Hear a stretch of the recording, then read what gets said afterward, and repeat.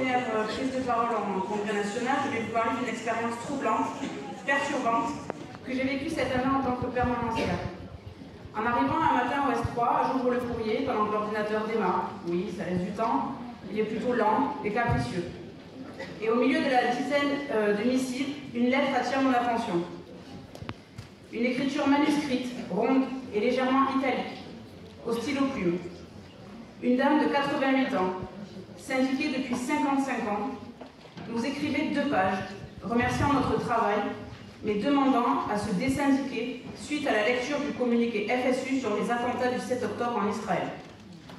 Dans son texte, aucune violence, juste de l'incompréhension définitive par rapport à ce texte. Eh bien oui, mes camarades, ce texte m'a touché fortement.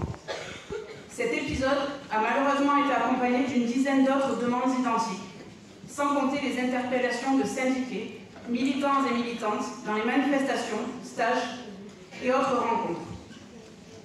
Mes camarades, il s'agit bien de condamner le massacre qui se passe à Gaza, aujourd'hui, aux yeux du monde entier, et de continuer à demander le cessez-le-feu immédiat, l'arrêt de la colonisation et le démantèlement des colonies, demander une paix juste et durable avec la création d'un État palestinien dans le cadre d'une solution à 2 États, et de demander la reconnaissance de la Palestine par le gouvernement français.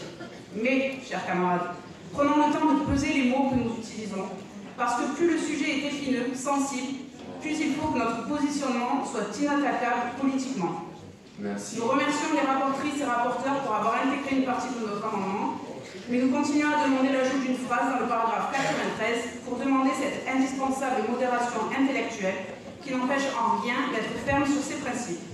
De tels communiqués n'ont pas vocation à faire le buzz, et si certains veulent instrumentaliser ces situations violentes à des fins démagogiques, nous y opposerons fermement. L'unité d'action que nous revendiquons, il faut l'appliquer partout, dans toutes nos actions et sur tous les sujets. Merci.